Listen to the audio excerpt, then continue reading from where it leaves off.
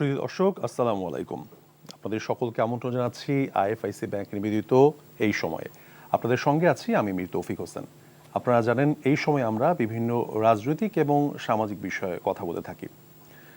দর্শক, বিশ্বজুড়ে ইরান এবং ইসরায়েলের যুদ্ধের ডামাডোলের আজ নতুন মোড় নিয়েছে। যে হরমুজ প্রণালী এতদিন খুলে দেওয়ার জন্য আমেরিকা চাপ দিচ্ছিল, আজ 2 ঘন্টা বাদেই মনে হয় সেটা দখল নেওয়ার চেষ্টা করছে আমেরিকা। এ বিষয়ে একটা অস্থিরতা তৈরি হয়েছে বিশ্বব্যাপী। এছাড়াও দেশের রাজনৈতিক অঙ্গন যদি কথা বলে থাকি, সেক্ষেত্রে সরকার এবং বিরোধী দল অধ্যাদেশের বাস্তবায়ন, অধ্যাদেশ যে 110টি অনুমোদন পেয়েছে সে বিষয়ে বিরোধী দল এবং সরকারি দল পরস্পর বিরোধী অবস্থানে রয়েছে। এসব বিষয়ে কথা বলার জন্য আজ আমাদের স্টুডিওতে আমরা আমন্ত্রণ জানিয়েছি আমাদের দুজন সম্মানিত অতিথিতে। আমার বাম পাশে প্রথমেই আছেন মোহাম্মদ রাশেদ খান, বিএনপি নেতা। ধন্যবাদ। এবং মোহাম্মদ সেলিম উদ্দিন, কেন্দ্রীয় নির্বাহী পরিষদ সদস্য, বাংলাদেশ জামায়াতে ইসলামী এবং আমি, ঢাকা মহানগর উত্তর। আপনাদের দুজনকেই স্বাগত এনটিভিতে। রাশেদ খান, আপনাকে দিয়ে শুরু করতে আছি। আমরা জানি কাল বাংলা শুভ নববর্ষ, 1433-এর প্রথম দিন, এবং কালকেই প্রধানমন্ত্রী টাঙ্গাইলে কৃষক কার্ডের মাধ্যমে বিএনপির যে নির্বাচনী ইশতেহার ছিল, ফ্যামিলি কার্ড, কৃষক কার্ড, কৃষি ঋণ মৌকুফ, যে অ্যাক্টিভিটিসগুলো বিএনপি তার ইশতেহারে বলেছিল তার দ্বিতীয়ই যেটি আছে সেটি শুরু করতে যাচ্ছে। ফ্যামিলি কার্ড পাইলটিং আকারে শুরু হয়েছে, রমজান মাসে সেটা শুরু হয়েছিল, এবং কৃষক কার্ড দিয়ে কালকে বাংলা নববর্ষের প্রথম দিনে বিএনপি তাদের এই নির্বাচনী ইশতেহারের দ্বিতীয় যে একটা এজেন্ডা ছিল কৃষক কার্ড, সেটা শুরু করবে। বিএনপির প্রথম 100 দিনের যে কার্যকলাপ রয়েছে এখন পর্যন্ত তা কীভাবে মূল্যায়ন করবেন? সবাইকে শুভেচ্ছা। আপনার এই টক শো চলমান থাকা অবস্থায় আমরা বাংলা নববর্ষ শুরু হবে, সেই নববর্ষের সবাইকে শুভেচ্ছা জানাই। দেখেন, বাংলাদেশের মাননীয় প্রধানমন্ত্রী তিনি দায়িত্ব গ্রহণের পর থেকে যেভাবে একের পর এক চমকপ্রদ তিনি কাজ করছেন, এটা অত্যন্ত প্রশংসনীয়। বাংলাদেশের জনগণ তার এই কর্মযজ্ঞের ব্যাপক প্রশংসা করছে। যদিও আমাদের বিরোধী শিবিরে যারা রয়েছে, আমাদের বন্ধুরা, তারাও গণ অভ্যুত্থানের শক্তি, তারা গণ অভ্যুত্থানের যে নির্বাচিত সরকার, সেই সরকারের অনেক বিষয়ে তারা সমালোচনা করছে, এবং সমালোচনা তারা করবে যৌক্তিক বিষয়গুলোতে। আমরা এটি প্রত্যাশা করি। গণতান্ত্রিক রাষ্ট্রে যদি সমালোচনা না থাকে তাহলে ওই রাষ্ট্র থাকে না, ওই রাষ্ট্র গণতান্ত্রিক রাষ্ট্র হিসেবে স্বীকৃতি পায় না। তো সেই জায়গায় আমাদের যারা আমাদের বন্ধুরা রয়েছে, এনসিপির বন্ধুরা, তারা সংসদে এবং রাজপথে তারা সমালোচনা করছে, তাদের বক্তব্যগুলো তারা তুলে ধরার চেষ্টা করছে। তবে একটি সরকার সবেমাত্র গঠিত হয়েছে, সেই সরকারকে অন্তত 1 বছর দেখতেন কি করে। ঐক্যমত কমিশনে আলোচনা হয়েছিল, সেখানে কিছু বিষয়ে বিএনপির নোট অফ ডিসেন্ট ছিল, জামাতের ছিল, এনসিপি ছিল, গণ অধিকার পরিষদের ছিল, অন্যান্য দলের ছিল। এখন যেটি ওই সময় ঘটেছিল সেটি হলো, দেখেন, শুধুমাত্র আপনার সংবিধান নিয়ে আলোচনা করা হয়েছে ঐক্যমত কমিশনে। অন্য যে সংস্কারগুলো ছিল, আরও যে কমিশনগুলো গঠন করা হয়েছিল, সেই কমিশনের বিষয়গুলো কিন্তু আলোচনা হয়নি। এখন যেগুলো এই যে জাতীয় সংসদে অনেক বিষয়গুলো আসলে আপনার এখনো পর্যন্ত পাশ করা হয়নি, যে অধ্যাদেশগুলো, সেগুলো নিয়ে সরকার কিন্তু আলোচনা করতে চাচ্ছে। এর কারণটা কি? কারণটা হলো ওই সময় আলোচনাটা করা হয়নি। এটা মানে মূল একটি বিষয়, যেটি আসলে অনেকে বলছে না, ওই সময় আলোচনার সুযোগটা পর্যন্ত রাখা হয়নি। দেখেন, বাংলাদেশের ইতিহাসে একটি গণতান্ত্রিক রাষ্ট্র যেখানে 4টা প্রশ্ন একটা উত্তর, এটা আসলে কেমন প্রশ্ন আর কেমন উত্তর?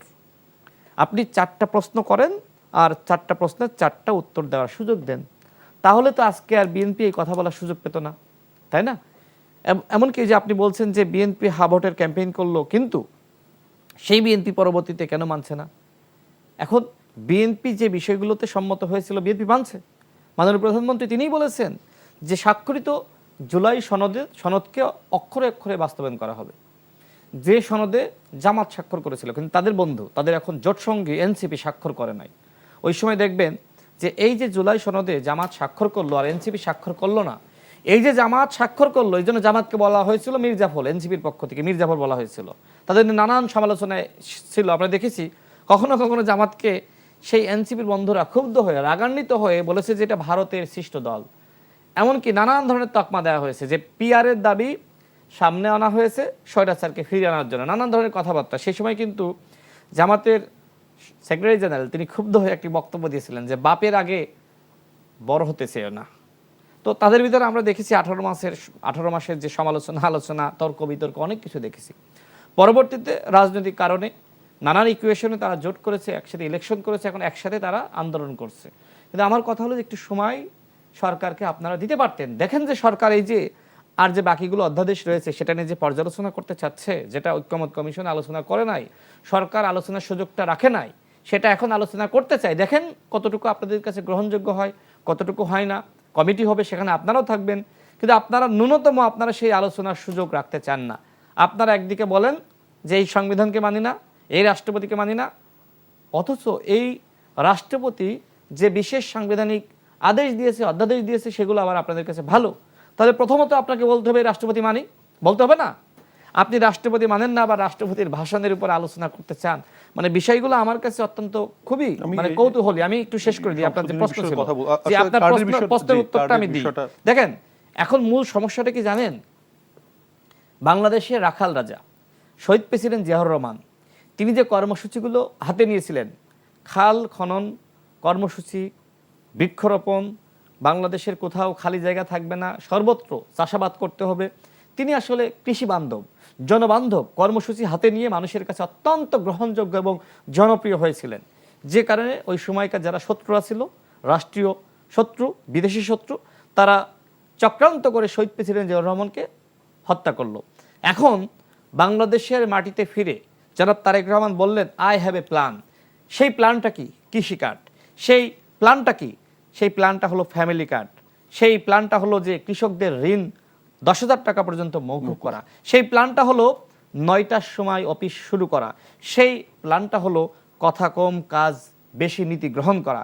সেই প্ল্যানটা হলো যারা মন্ত্রীরা আছে তারা নিজ দপ্তরের বাইরে অন্য কোনো বিষয়ে মন্তব্য করতে পারবে না। এখন তারেক রহমান যখন এই ধরনের তিনি কর্মসূচি হাতে নিয়েছেন, তখন আমাদের বিরোধীদের রাজনীতি অনেকটা আসলে ন্যায় হয়ে গেছে। সুতরাং এখন কি করতে হবে? এখন এই 2 মাসই শেষ হয়নি, তার আগেই বলতে হবে যে বিএনপি হলো ফ্যাসিস্ট, এক স্বৈরাচারকে হটিয়ে ওই সময় বলা হয়েছিল আরেক স্বৈরাচারকে ক্ষমতায় আনতে চায় না। এখন বলা হচ্ছে যে আওয়ামী লীগ যা করেছিল এখন বিএনপি তাই করছে।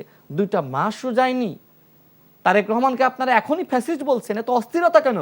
আপনিও তো গণ অভ্যুত্থানের শক্তি, বিএনপিও তো গণ অভ্যুত্থানের শক্তি। আপনারা আমরা সবাই মিলে একসাথে আন্দোলন করেছি।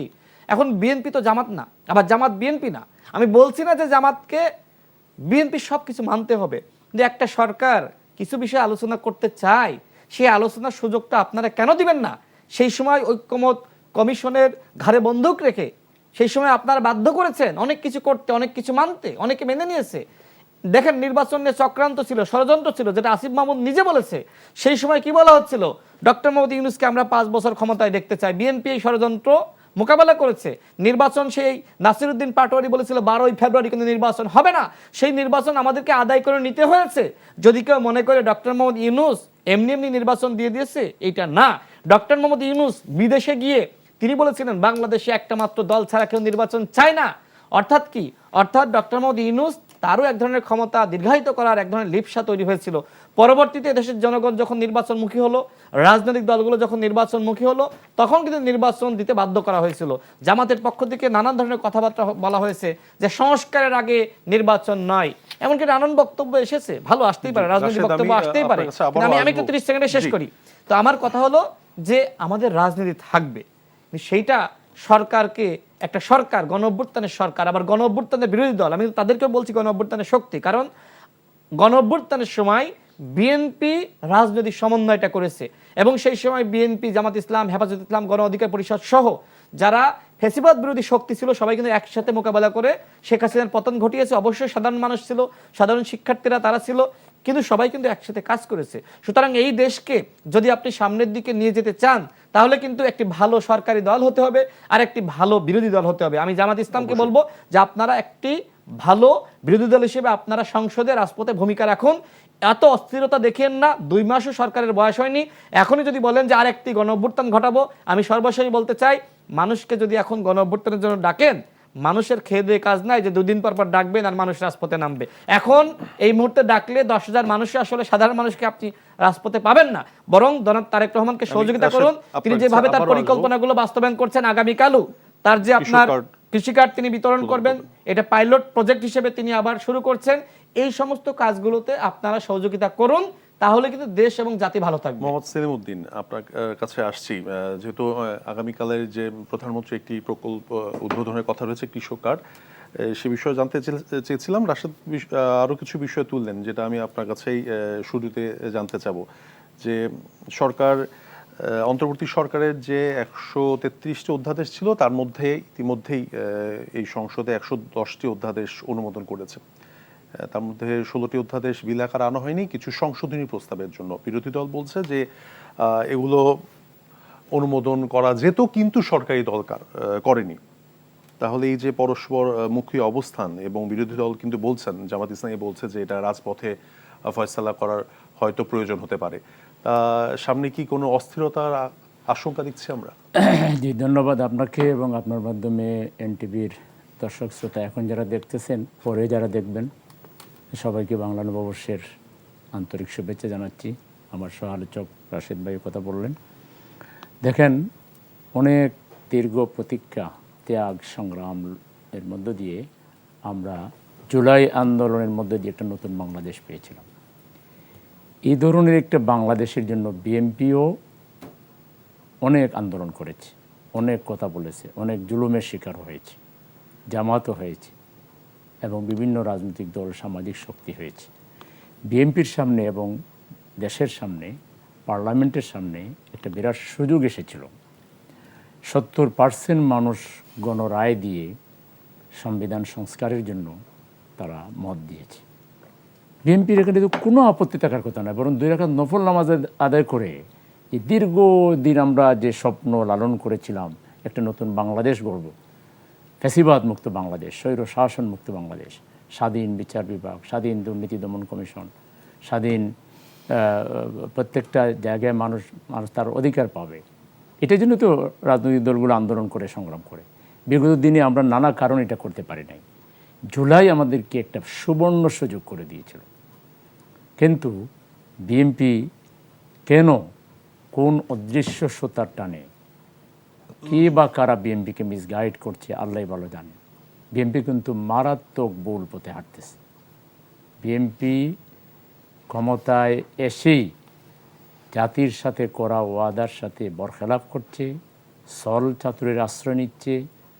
অতীতের ফ্যাসিবাদী শেখ হাসিনা সংবিধানের দোহাই দিয়ে জাতির উপর যেভাবে খড়গ নামিয়ে এনেছিল, অত্যাচার, জুলুম, নির্যাতন করেছিল, সেই একই পথে পুরাতন, মনে হয় যেন শুধু শেখ হাসিনা বাদ দিয়া বাকি শেখ হাসিনার আমল 100-তে 100, শেখ হাসিনার অ্যাক্টিভিটিস 100-তে 100 ফলো করতেছে।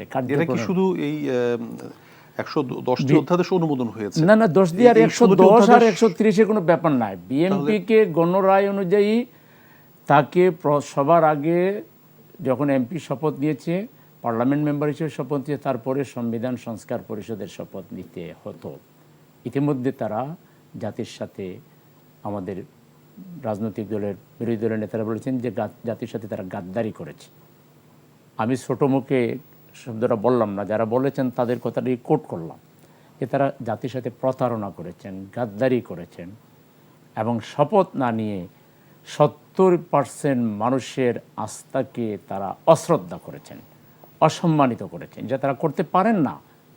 কারণ গণরায় সুপ্রিম। সংবিধানের 7 অনুচ্ছেদে যে দেখেন বলা হয়েছে যে জনগণের, এবং এটা বিভিন্ন সময় আমাদের বিচারপতিরা রায়ে বলেছেন যে বাংলাদেশের সুপ্রিম অথরিটি হচ্ছে জনগণ, জনগণের অভিপ্রায় হচ্ছে সুপ্রিম। বাকিরা সংবিধান, তারপরে আপনার বিচার বিভাগ, এগুলো তার অধীনে। জনগণ যেটা বলবে একটা বিশেষ প্রেক্ষাপটে জুলাই আন্দোলন হয়েছে। ওরা যেহেতু সংবিধানের দোহাই দিচ্ছে, সংবিধানের দোহাই দিলে কি এখন পার্লামেন্ট গঠন হইতো নাকি? মাননীয় প্রধানমন্ত্রী তারেক যে কি এখন লন্ডনে থাকতেন না বাংলাদেশে থাকতেন? আমাদের সবচেয়ে বেশি ভোকাল ভূমিকা রাখতেন হোম মিনিস্টার সাহেব, তিনি তো এখনও শিলংই থাকতেন, কিন্তু বাংলাদেশে আসতে পারতেন না। উনি কিসের সংবিধান? এই জুলাইকে সাংবিধানিক কোটতর্কের মধ্যে এনে সংবিধানের অপমান করা হচ্ছে, দেশের অপমান করা হচ্ছে, জুলাই যোদ্ধাদের এবং শহীদদের প্রতি অপমান করা হচ্ছে।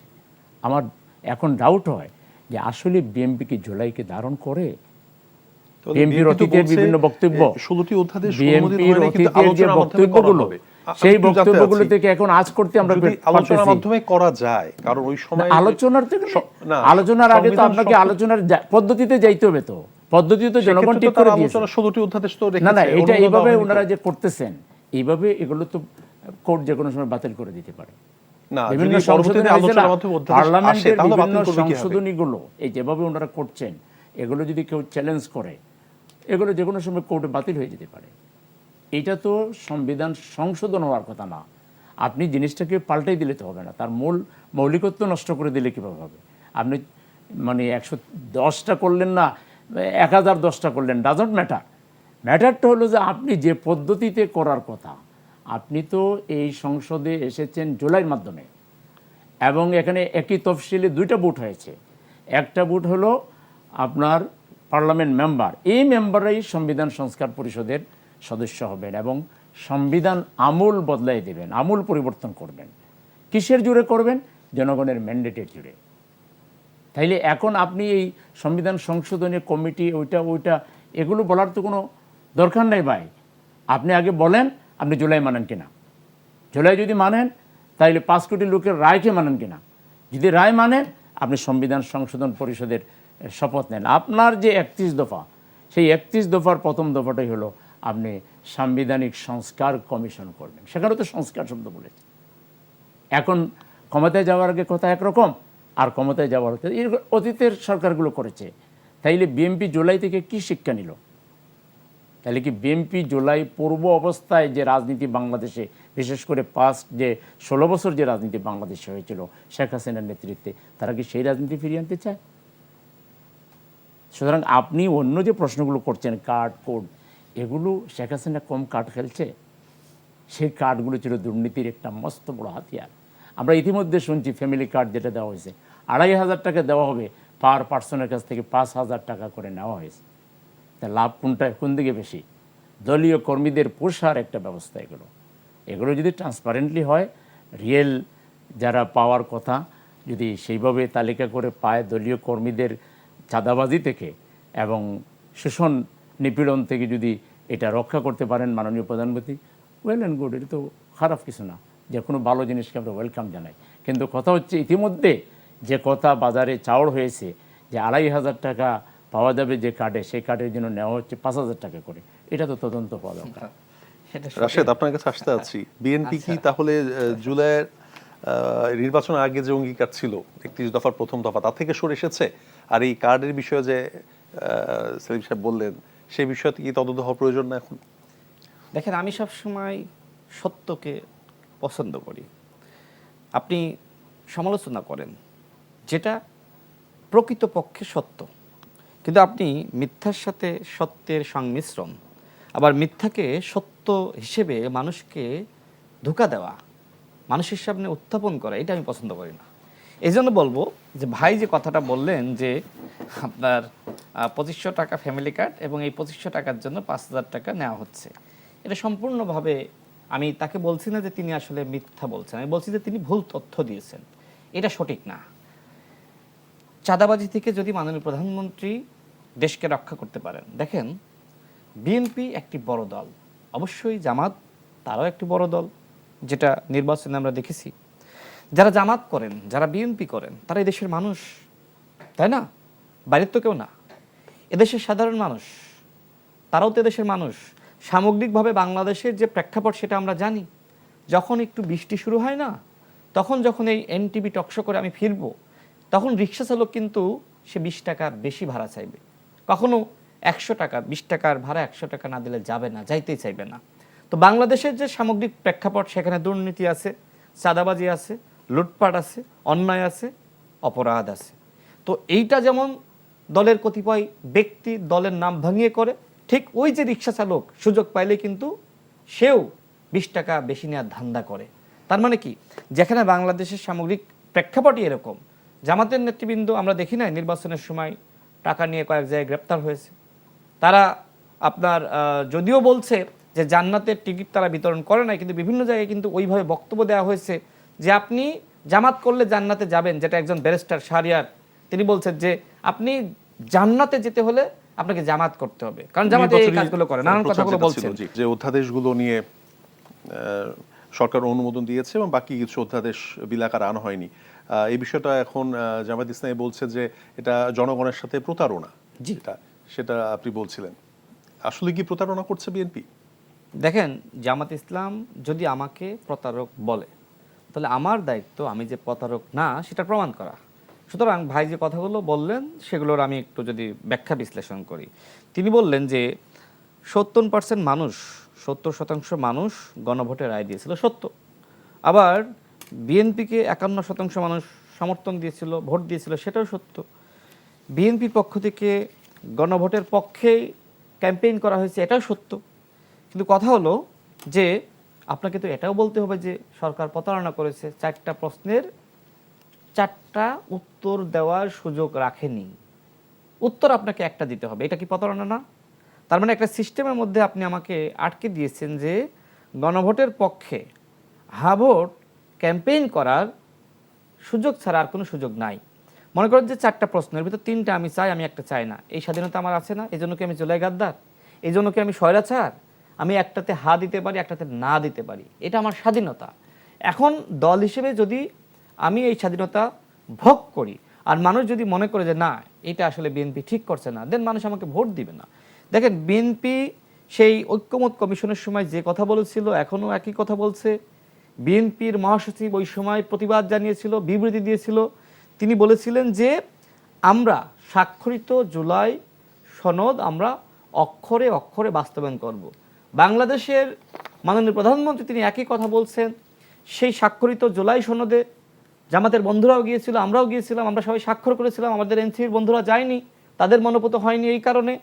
তো যাই হোক, এই যে 70% মানুষ তারা যে হা ভোটে মতামত দিলেন, এক্ষেত্রে বিএনপির মনে করেন যে 100টা প্রস্তাব, এর ভিতরে বিএনপি 8টাতে মানে 80টাই তারা সম্মত হয়েছে আর 20টাই তাদের নোট অফ ডিসেন্ট রয়েছে। তার মানে কি ওই যে গণভোট, ওই ভোটের মধ্যে বিএনপির 80% প্রস্তাবনা যেখানে বিএনপি সম্মত হয়েছে সেটাও রয়েছে, আবার 20% যে সম্মত হয়নি সেটাও রয়েছে। বড় কোনটা? 80%। সুতরাং বিএনপি হা ভোটে ক্যাম্পেইন করেছে। এরপরে দেখেন যে বিএনপিকে কে বা কারা মিসগাইড করছে। তিনি বলছেন যে কারা মিসগাইড করছে। এখন দেখেন, বিএনপি একটি দল, বিএনপি তো জামাত না, তাই না? জামাত একটি ইসলামিক দল, যদিও তারা এখন বলছে, আমরা কোথায় বলেছি যে আমরা ক্ষমতায় গেলে আমরা শরিয়া আইন বাস্তবায়ন করতে চাই, যদিও জামাতের গঠনতন্ত্রে শরিয়া আইন বাস্তবায়ন করার কথাই বলা আছে, যদিও তারা এখন জানি না কেন এই কথা তারা বলছেন। বিবিসি সাক্ষাৎকারে তাহের ভাই বলেছিলেন এবং অন্যান্য নেতৃবৃন্দ বিভিন্ন সময় বলেছে। তো এখন দেখেন, তাহলে আমার প্রশ্ন হলো যে মিসগাইড জামাতকে কারা করছে? একটা ইসলামিক দল, নামের সাথে ইসলাম রয়েছে, সেই দল বলছে যে আমরা ডেমোক্রেটিক লিবারেল পার্টি, আমরা ক্ষমতায় গেলে শরিয়া আইন বাস্তবায়ন করব না। এখন যদি আমি ভাইকে প্রশ্ন করি যে আপনাদেরকে এই শেখানো কে শেখাইলো, কার দ্বারা আপনারা বিভ্রান্ত হলেন? বিএনপি যা করছে, বিএনপি ওই সময় বলেছিল, এখনো বলছে, ভবিষ্যতে বলবে। জামাত ইসলাম এখন যা বলছে, নির্বাচনের আগেও তাই বলেছিল। তারা বলেছিল যে বিএনপি সংস্কার বিরোধী, বিএনপি চাঁদাবাজের দল, এক স্বৈরাচারকে ক্ষমতায় থেকে হটিয়ে আর এক স্বৈরাচারকে আমরা ক্ষমতায় বসাবো না, নানান কথাবার্তা। তারপরেও এদেশের মানুষ বিএনপিকে ম্যান্ডেট দিয়েছে। এরপরে দেখেন, তিনি বলছেন যে বিএনপি ক্ষমতায় বসেই ছলচাতুরি করছে না, বিএনপি যা বলেছিল তাই করছে। শেখ হাসিনাকে বাদ দিয়ে শেখ হাসিনার যে কর্মযজ্ঞ সেটা শতভাগ বিএনপি গ্রহণ করেছে। তাহলে যে এই যে আপনার 133টার মধ্যে 110টা যেটা আপনি বললেন তারা যে পাশ করাইলো, তাহলে কিভাবে বলবেন? তাহলে তো বিএনপি 133টাই যদি তারা পাশ না করাইতো, সেক্ষেত্রে আপনি বলতে পারতেন যে শতভাগই শেখ হাসিনার নীতি গ্রহণ করেছে। কিন্তু যখন বিএনপি তার ওইটা নোট অফ ডিসেন্ট, ভিন্নমত ছিল, বিএনপি বলছে যে ওইটা আমরা আলোচনা করব। তার মানে কি? তার মানে বিএনপি কিন্তু ওই সবগুলো অধ্যাদেশের মধ্যেই রয়েছে, কিছু পাশ করিয়েছে, কিছু বিল আকারে পরবর্তীতে পাশ করাবে, আলোচনা করতে চাই। এই আলোচনা ঐক্যমত কমিশনে হয়নি। ঐক্যমত কমিশনে শুধুমাত্র ওই সংবিধান নিয়ে আলোচনা হয়েছে, পুলিশ সংস্কার নিয়ে আলোচনা হয়নি, দুদক নিয়ে আলোচনা হয়নি, মানবাধিকার নিয়ে আলোচনা হয়নি। এখন আমাদের দুর্বলতা হলো যে এই জিনিসগুলো নিয়ে আমরা আসলে কথা বলতে আসলে মানে আমরা সঠিক তথ্য তুলতে পারছি না, বরং যারা আমাদের এমপিরা আছে তাদের দায়িত্ব এগুলো বলা, যে এইগুলো ওই সময় আলোচনা করার সুযোগটা ঐক্যমত কমিশনে রাখা হয়নি, যে কারণে এখন আমরা যারা নির্বাচিত হয়ে এসেছি, যারা বিএনপির আছে, জামাতের আছে, এনসিপির আছে, আমরা এখন আলোচনা করতে চাই। দেখেন, সংবিধান সংস্কার পরিষদের কথা বলছেন, যে উনি বললেন যে কেন শপথ নেওয়া হলো না। বিএনপি কি বলেছিল আমি সংবিধান সংস্কার পরিষদ আমি গঠন করতে চাই, আমি শপথ নিতে চাই? বিএনপি বলেছিল? বিএনপি সে সময়ও বলে নাই যে আমি আসলে শপথ নিব। তিনি বলছেন যে জাতির সাথে বিএনপি প্রতারণা, গাদ্দারি করছেন। দেখেন, জনগণ যেদিন বিএনপির বিরুদ্ধে রাজপথে নেমে এই কথাগুলো বলবে, তখন আসলে প্রকৃতপক্ষে আপনি বলতে পারবেন যে বিএনপি প্রতারণা, গাদ্দারি করছে। বাংলাদেশের যারা এই অপোজিশনে থাকে তাদের রাজনীতি আসলে এরকম, যিনি সরকারে যান তাকে আসলে দ্রুত সময়ের মধ্যে নামিয়ে ফেলা এবং তাকে গাদ্দার বলা, প্রতারক বলা, এই কথাগুলো ফ্যাসিস্ট বলা, এইগুলো আসলে বলে। তবে এটা আওয়ামী লীগের ক্ষেত্রে আমি আর বলছি না।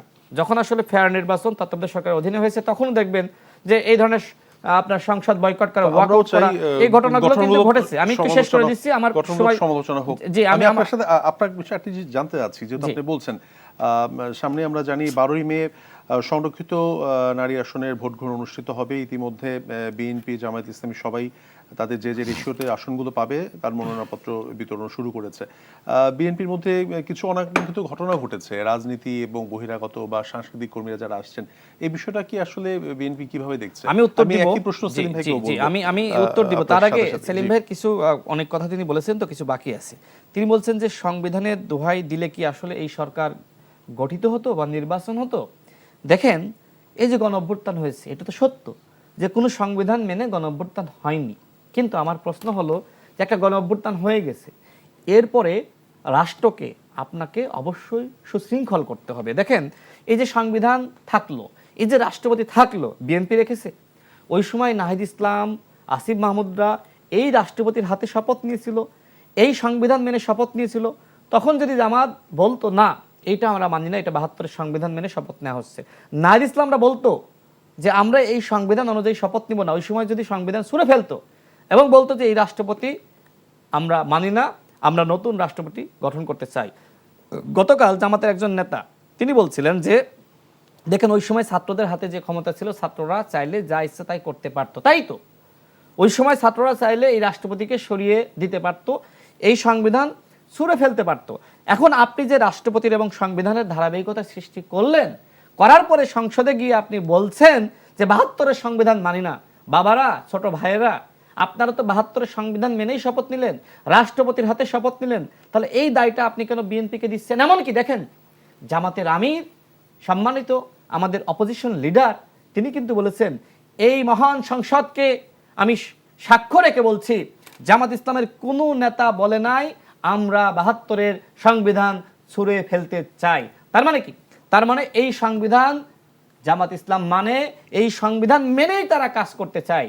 এখন বিএনপি কি বলছে? যেহেতু জামাত ইসলাম সংবিধান মানে, তাহলে ওই যে হাসিনা যে আপনার ধারাগুলো হাসিনা তার মতন করে তৈরি করেছিল, সেগুলো আপনার ছুঁড়ে ফেলো মানে কি? তার মানে সেগুলো সংশোধন করো। এখন ওই যে ভাই যেটি বললেন যে বিএনপি নিজেই প্রথম দফায় বলেছিল সংবিধান সংস্কার কমিশন গঠন করা, ভিতরে কি লেখা ছিল? এই কমিশনের কাজটা হবে সংশোধন করা, সংবিধান সংশোধন করা।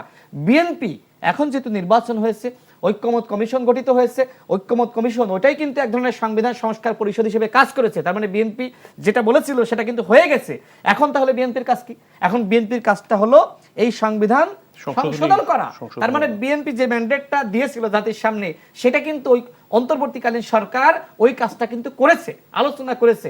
এখন আলোচনা যেহেতু একবার হয়ে গেছে, এখন আপনারা আবার 5 বছর ধরে আলোচনা করতে চান, সময় নষ্ট করতে চান। এখন বিএনপি কেন সময় নষ্ট করবে? জনাব তারেক রহমান যেখানে ফ্যামিলি কার্ড, কৃষি কার্ড, খাল খনন থেকে শুরু করে তিনি রাষ্ট্রের গুরুত্বপূর্ণ কাজ করছেন, তখন এই কাজগুলো করবেন নাকি ঐক্যমত কমিশনে 9 মাস যেভাবে সংবিধান নিয়ে আলোচনা হয়েছে আবার 5 বছর এই সংবিধান নিয়ে আলোচনা করবে আর দেশের কোনো উন্নয়ন হবে না? এইটা তো হইতে পারে না। এবার সর্বশেষ আপনার যে কথা, আপনার যে প্রশ্ন, দেখেন অবশ্যই আমি মনে করি বাংলাদেশে এই জুলাই গণঅভ্যুত্থানে নারীরা গুরুত্বপূর্ণ ভূমিকা রেখেছে। দেখবেন নারীরা, সকল ধরনের নারীরা, শুধুমাত্র হিজাবি নারী আর নন হিজাবি নারী এটা পার্থক্য করবেন না। হিজাবি নারীও নেমেছে, নন হিজাবি যিনি তিনিও নেমেছেন, মা, বোন, এমনকি শিশু তারাও নেমেছে। সুতরাং আমি মনে করি অবশ্যই সংরক্ষিত নারী আসনে যারা জুলাইয়ে ভূমিকা রেখেছে, যারা 16 বছরের লড়াই ভূমিকা রেখেছে তাদের অগ্রাধিকার। তাদেরকে অবশ্যই অগ্রাধিকার দিতে হবে। তবে যারা অবশ্যই সংবিধান বোঝে, রাষ্ট্র বোঝে, যারা সুন্দর কথাবার্তা বলতে পারে তাদেরকেও দিতে হবে। বিভিন্ন শ্রেণী পেশার মানুষকেও বসাইতে পারেন, সমস্যা নাই। কিন্তু যারা ত্যাগ স্বীকার করেছে তাদেরকে বাদ অগ্রাধিকার দিয়ে দিতে হবে। শুধুমাত্র আপনি যদি যারা আসলে কথাবার্তা শুধুমাত্র ভালো বলতে পারে তাদেরকে বসান, তাহলে কিন্তু ভবিষ্যতে যদি আবারও সংকট সৃষ্টি হয় তখন এই নারীরা কিন্তু রাজপথে নামবে না। সুতরাং আমি প্রত্যেকটা দলের প্রতি আহ্বান রাখতে চাই, যারা ভূমিকা রেখেছে, ত্যাগ স্বীকার করেছে তাদেরকে দেন। আপনারা হঠাৎ করে একজনকে বসিয়ে দিলেন যাকে দেশের মানুষ চেনে না, জানে না, হঠাৎ করে দেখতেছে, এরকম হঠাৎ করে যাতে কেউ এমপি না হয় সেটি নিশ্চিত করার আহ্বান আমি প্রত্যেক দলকে জানাচ্ছি। জনাব সেলিম উদ্দিন, আমি যে সংরক্ষিত নারী আসনে যে ভোট হবে সে বিষয়ে জানতে চাচ্ছিলাম। বিএনপি তো মনোনয়নপত্র দেওয়া শুরু করেছে এবং কিছু অনাকাঙ্ক্ষিত ঘটনা ঘটেছে। জামায়াত ইসলামী এই বিষয়ে কি পদক্ষেপ নিচ্ছে এবং আপনাদের স্ট্যান্ডটা কি রকম? আচ্ছা, এই বিষয়ে যাওয়ার আগে আমি রাশেদ ভাইয়ের কয়েকটা বিষয়ের একটু সংশোধন করতে চাই বা বল ধরে দিতে চাই। এক নম্বর হলো, রাষ্ট্রপতিকে বিএনপি কিন্তু রাখতে চেয়েছে। রাষ্ট্রপতিকে সরানোর জন্য জামাতও বলেছে, এনসিপিও বলেছে, এই ব্যাপারে আন্দোলন হয়েছে। রাজনৈতিক দলের মধ্যে রাষ্ট্রপতিকে ধরে রাখবার জন্য বিএনপি বলেছে যে এটা সাংবিধানিক সংকট দেখা দিবে। এই কথা বলে ফ্যাসিস্টদের নিয়োগকৃত রাষ্ট্রপতিকে ধরে রেখেছে বিএনপি। টাকার কথা বলেছে, কোথায় টাকা দেওয়া হয়েছে, এটা একজন ব্যক্তিগত তার ব্যবসায়িক টাকা। এটা নির্বাচন কমিশন সেই সময় ক্লারিফিকেশন দিয়েছে যে এটা অনুমোদিত টাকা। উনি এয়ারপোর্ট দিয়ে টাকা নিয়ে যাচ্ছে কোনো মানে নির্বাচনের সময়। জামাতের মধ্যে এরকম বোকা লোক আছে নাকি? এটা সাথে সাথেই ক্লারিফিকেশন দিয়েছে। ও হয়তো ফলস প্রপাগান্ডা না করা ভালো। আরই শরিয়া আইনের ব্যাপারে জামাতের কেউ শরিয়া আইন মানে না, এই ধরনের কথাবার্তা একজন বলেছিলেন, একজন বিদেশি মেহমান। সাথে সাথে ওই ডায়াসি জামাতের অ্যাডভোকেট হাসান মওজুবাই বলেছেন যে এটা ওনার কথা, আমরা এরকম বলিনি। এরপরে উনি বললেন যে 51% 70%, যদি আমরা এই 51% বিএনপি পেয়ে থাকে 31 দফার পক্ষে, এটা তো সঠিক। তো 51% বেশি গুরুত্বপূর্ণ না 70% বেশি গুরুত্বপূর্ণ? কোনটা আগে গুরুত্ব পাবে? আগে তো 70%টা গুরুত্ব পাবে। শুরু করবেন আপনি কীভাবে? 31 দফা আপনি বাস্তবায়ন করেন না, 5 বছর তো আপনার আছেই, কিন্তু শুরুটা তো হইতে হবে রাষ্ট্রপতির আদেশের আলোকে। যারা পার্লামেন্ট মেম্বার হবেন তারাই সংবিধান সংস্কার পরিষদের শপথ নেবেন। আপনি প্রথমটাই তো রং করতেন যে বিসমিল্লাহ তো গলদ। আপনি বিসমিল্লাহ গলদ রেখে আপনি কীভাবে এই সংশোধন আর এগুলো নাটক করে তো কোনো লাভ হবে না। এটা হলো জাতিকে এক ধরনের জাতির সামনে মোলা ঝোলানোর মতো, আরই একটা নাটক, একটা প্রহসনের মতো বিষয়গুলো। সংবিধানের আড়ালে মূলত দেশকে আবার ফ্যাসিস্ট বানানোর সকল আয়োজন সম্পন্ন করা হয়েছে। গণভোটের প্রশ্ন উনি বললেন, গণভোট 3 বার হয়েছে দেশে, একবার 77 সালে, একবার 85 সালে, একবার 2026-এ। আগের প্রশ্নগুলো দেখেন। 77 সালে প্রেসিডেন্ট জিয়াউর রহমান সাহেবের ওখানে লেখা হয়েছে যে জিয়াউর রহমান সাহেবের যে নীতি এবং অনুসৃত যে পদ্ধতি, এটা আমরা সমর্থন করেন কিনা। একেবারেই ব্যাগ একটা টান, তার নীতি কোনটা আর অনুসৃত বিষয়গুলো কি কোনো কিছু জানা ছিল না, সেটাই গণভোটের বিষয় ছিল। ঠিক একইভাবে এরশাদেরটাও ছিল, এরশাদকে মানুষ সমর্থন করে কিনা, এবং মানে নির্বাচন না হওয়া পর্যন্ত এরশাদ এই দায়িত্বে থাকতে পারবেন, প্রেসিডেন্ট হিসেবে থাকতে পারবেন, এটা জনগণ সমর্থন করে কিনা, ভ্যাগটা। কিন্তু এইবার 4টা প্রশ্ন করা হয়েছে একেবারে ক্লিয়ার কাট।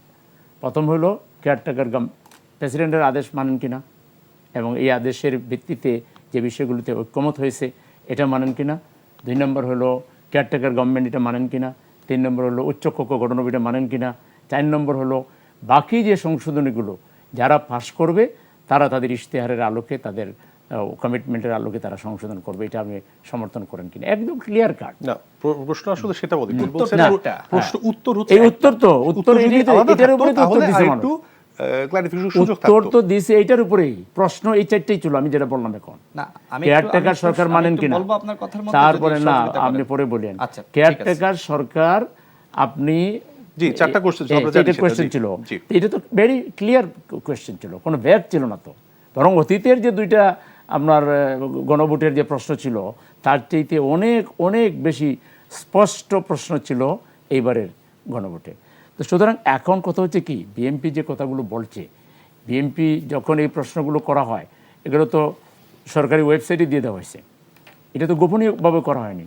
বিএনপি নির্বাচন কমিশনের যে আইন করেছিল, যে আইন আর নির্বাচন যখন ডিক্লেয়ার হয়ে গেলো, শিডিউল হয়ে গেলো, এই আইন আর চেঞ্জ হওয়ার কথা না, কিন্তু এবার অন্তত 10 বার চেঞ্জ করা হয়েছে।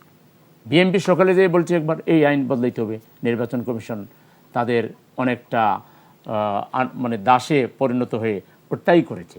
নির্বাচনের দিন আগের দিন রাত পর্যন্ত আপনার মোবাইল নিয়ে যেতে পারবে কি যেতে পারবে না, ওরা যা বলছে নির্বাচন কমিশন তাই করছে। তো এখানে যদি তাদের আপত্তি থাকে তাহলে তারা কেন তখন ভয়েস রেজ করে নাই?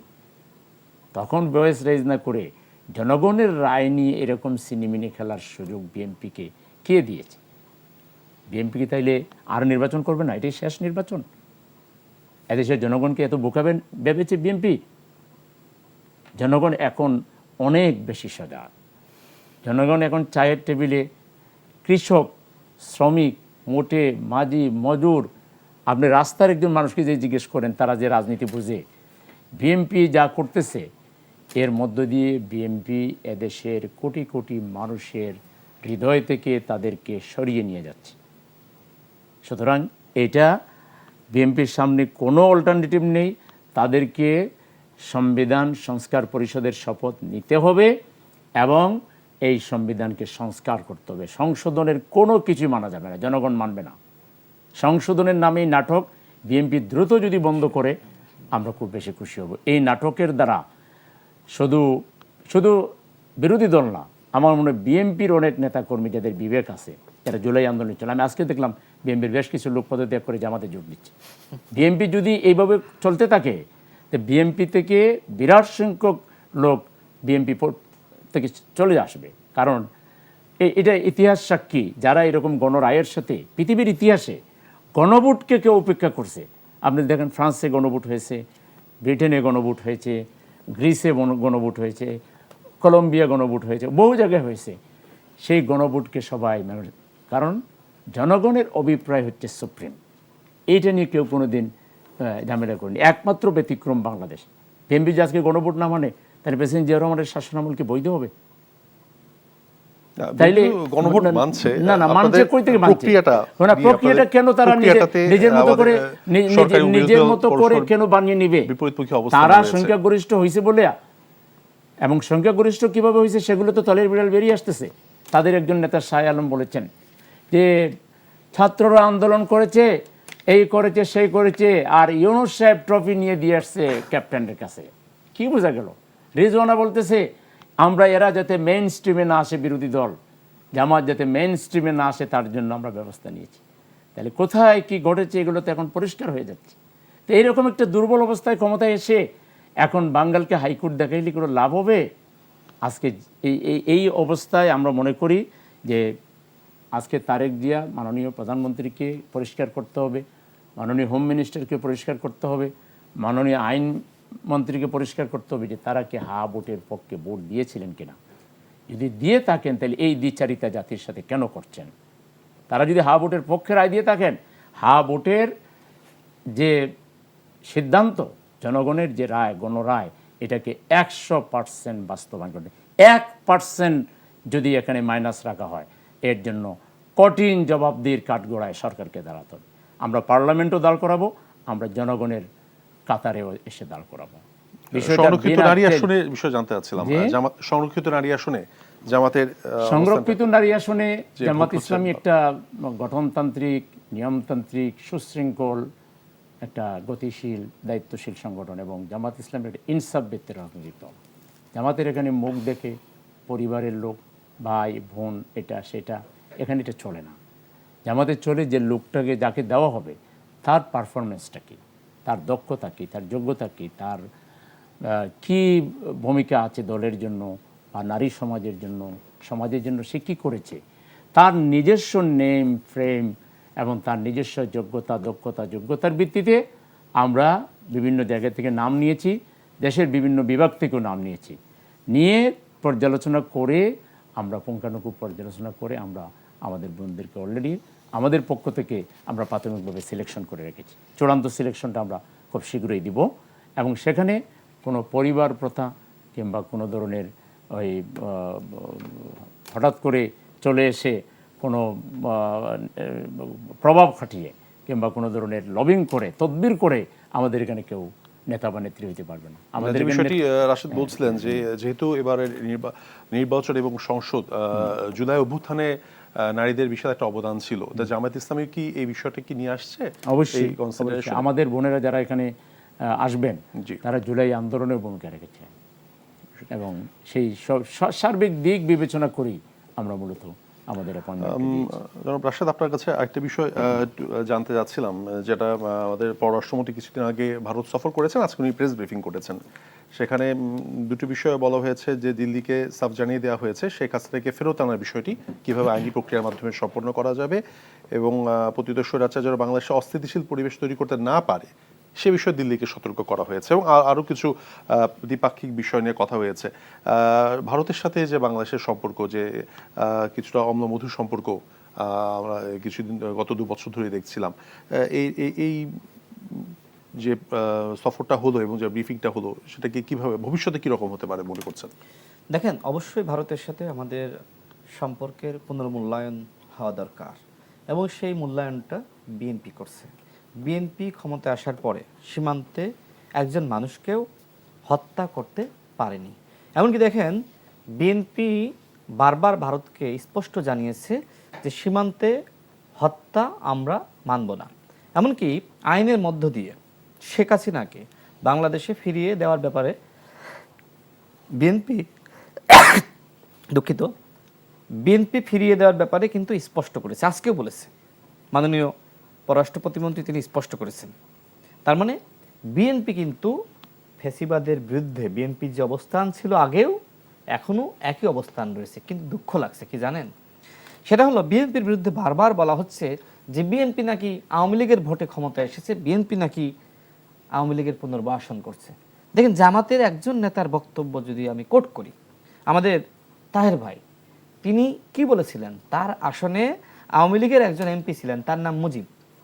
তিনি বলছেন যে আপনারা তো মুজিব ভাইকে ভোট দিয়েছেন, এবার না হয় আমাকে দেন, মুজিব ভাইয়ের যারা আছেন আমাকে দেন। এই কথা তো তিনি বলেছেন, আপনি তো শুনেছেন। তার মানে ভোটের সময় তো আওয়ামী লীগের সাথে জামাতের যে পুরনো সম্পর্ক ছিল, যেটা আমরা দেখেছি যে তাদের সাথে যুগপৎ আন্দোলন করেছে, তাই না, অতীত করেছে। তো ভোটের সময় দেখলাম যে সেই যুগপদের আন্দোলনের সম্পর্ক ধরে তারা আবার কিন্তু ভোট চাইলেন। না, জাতীয় পার্টির সাথে ছিল, তিনটার সাথে জামাতের সম্পর্ক ছিল, জামাত এদিক থেকে এগিয়ে আছে। তো যাই হোক, দেখেন আমার খুব দুঃখ লাগলো যে অনেকগুলো অধ্যাদেশ নিয়ে জামাত বলছে যে এগুলো এখনই তুলতে হবে, বিএনপি বলছে না, এগুলো আলোচনা আগে করার সুযোগ ছিল না, ঐক্যমত কমিশনে আলোচনা হয়নি, এগুলো এখন আলোচনা করতে হবে, তারপরে আমরা তুলবো। এমন না যে বলছে না যে আমরা তুলবো না, আর তারা বলছে যে বাতিল করছে। এগুলো বলে মূলত মানুষকে বিভ্রান্ত করছে। মূলত বিএনপি এগুলো সংশোধন করে আলোচনার ভিত্তিতে, সেটা বিরোধী দলের সাথে আলোচনা হবে, কমিটিতে তারাও থাকবে, আলোচনা করে আবার উত্থাপন করবে। দেখেন, আওয়ামী লীগ নিষিদ্ধের বিল এটা বিএনপি করে নাই, আন্দোলনটা আমাদের জামাতের বন্ধুরা, আমাদের এনসিপির বন্ধুরা নেতৃত্ব দিয়েছিল, তারা করেছিল। এখন জামাতের আমির কি বললেন, যে সময় আওয়ামী লীগ নিষিদ্ধের বিল উত্থাপিত হলো তখন তিনি বলছেন, মাননীয় স্পিকার, আমাদেরকে 2টা দিন সময় দেওয়া যায় না, আমরা কি একটু আলোচনা করতে পারি না? তারপরে তিনি কি বললেন, তারপরে বললেন যে কোনো দল, মানে বাংলাদেশের রাজনৈতিক দলগুলো নিষিদ্ধ হোক। মানে তিনি বলছেন যে প্রত্যেকটা দলই তার রাজনৈতিক অধিকার রয়েছে রাজনৈতিক কর্মযজ্ঞ পরিচালনা করার, এই ধরনের কথা তিনি বলেছেন। তার মানে কি, তার মানে জামাত চাচ্ছে যে আওয়ামী লীগ আবার ফিরে আসুক, আওয়ামী লীগ আবার ফিরে আসুক। জামাতের কর্মযজ্ঞের মধ্য দিয়ে কিন্তু এটাই আমরা প্রমাণ পাচ্ছি যে তারা আসলে আওয়ামী লীগের পুনর্বাসন করছে। মানে কি, মানে একদিকে যখন বিএনপি অবস্থানে রয়েছে যে আওয়ামী লীগকে অন্তর্বর্তীকালীন সরকার নিষিদ্ধ করেছে, সুতরাং এইটা যদি আমি এখন নিষিদ্ধ এটাকে পাশ না করাই, তাহলে ওই বিএনপির বিরুদ্ধে যে এতদিন বলছিল যে আওয়ামী লীগের ভোটে এসেছে বা আওয়ামী লীগের পুনর্বাসন করছে, তারা তো পরবর্তীতে আন্দোলনে যাবে। এমনকি জনগণ যারা জুলাই গণঅভ্যুত্থানে ছিল তারাও বিক্ষুব্ধ হবে। অন্যান্য বিষয় নিয়ে তো আলোচনা সমালোচনা থাকতে পারে, মতামত বা ভিন্নমত থাকতে পারে, কিন্তু আওয়ামী লীগের প্রশ্নে তো আসলে মতামত ভিন্নমত নাই। এদেশের জনগণ 5 আগস্ট রায় দিয়েছে, পরবর্তীতে জামাত এবং এনসিপি তারাই মূলত আন্দোলনটা ডাক দিয়েছিল, পরবর্তীতে আন্দোলন হয়েছে। সেই জামাতকে পরবর্তীতে আপনারা নিষিদ্ধ চাচ্ছেন না কেন? তাহলে আপনারাই তো অন্তর্বর্তীকালীন সরকারকে বাধ্য করলেন। দেখেন, আর একটা কথা বলি, যেটা এখন না বললে ভুলে যেতে পারি। প্রধান নির্বাচন কমিশনার, আমি একটা তথ্য দিই, অন্তর্বর্তীকালীন সরকারের উপদেষ্টাদেরকে আপনি জিজ্ঞেস করবেন, খুবই গুরুত্বপূর্ণ তথ্য কি জানেন? প্রধান নির্বাচন কমিশনার যিনি হয়েছেন তার নাম বিএনপিও প্রস্তাব করেছিল, জামাতও প্রস্তাব করেছিল।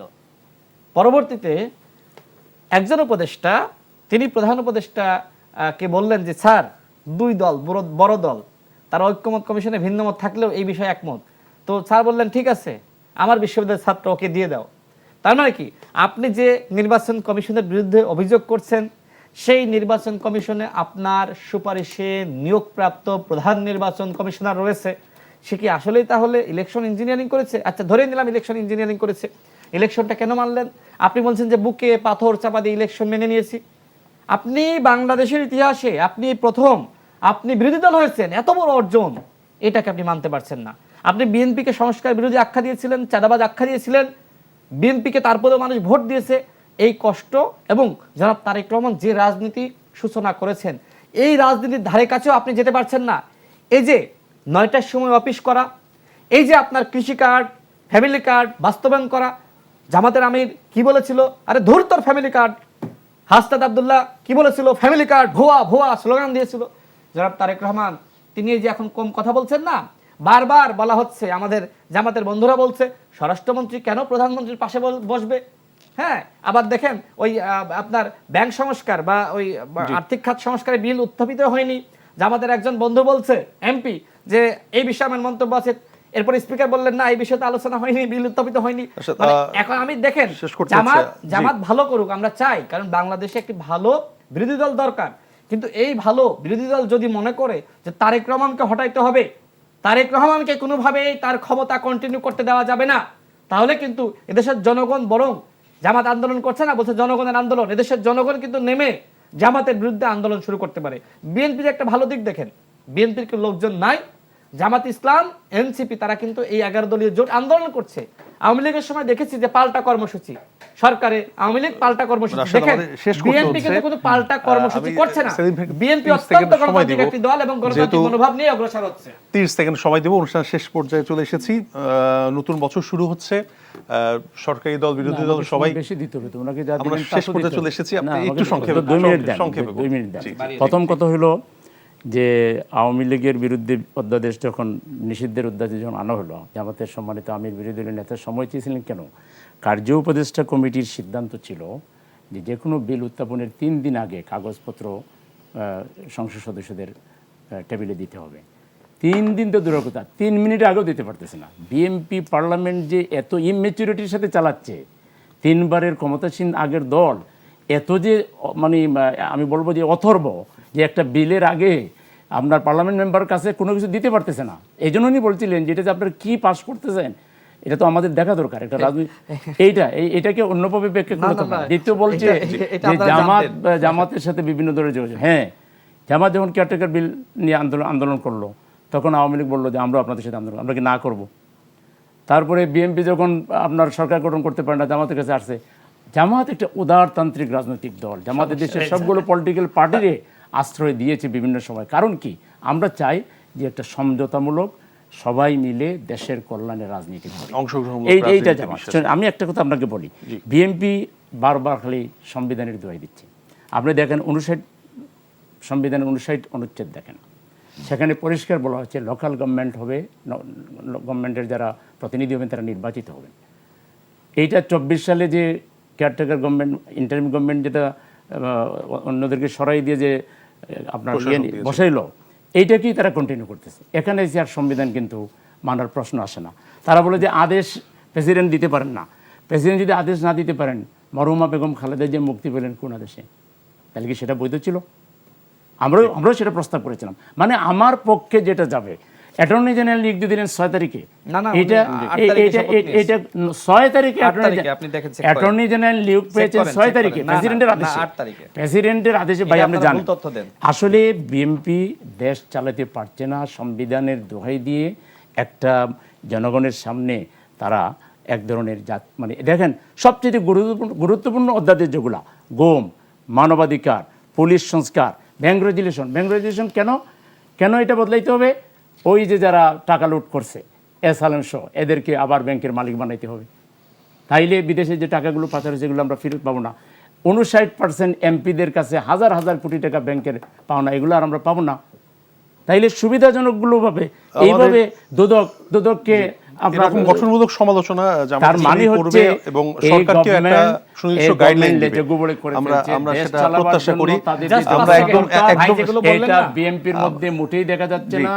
বিএনপি আমরা আশা করি ওই গঠনমূলক সমালোচনাগুলো সরকার আমলে নেবে এবং কিভাবে হ্যান্ডেল করতে হবে এটা তারা বুঝতে সেটা পারবে। নিতে হবে। 5 সেকেন্ড 5 সেকেন্ড সেটা হলো ভাই যে জি। কথাগুলো বললো না, আজকে যে রাজপথে এই যেতে যে হচ্ছে। বাকি সংস্কার কমিশন গঠিত হয়েছিল, তাদের যে প্রস্তাবনা, এগুলো নিয়ে আসলে ঐক্যমত কমিশনে আলোচনা হয়নি। সবচেয়ে যেহেতু বড় বিষয় হলো আলোচনা হয়নি, বিচার বিভাগে তাহলে আলোচনা করতে হবে না। স্বাধীনতাকে তারা মেনে নিচ্ছে না। এগুলো আলোচনা হবে এবং আলোচনার মাধ্যমেই আলোচনা করতে হবে। অবশ্যই। অনেক বিষয় আলোচনা আপনি বিচার করেন, বিভাগের বিএনপিকে মতো সুযোগ ব্যাপারটাকে দেন।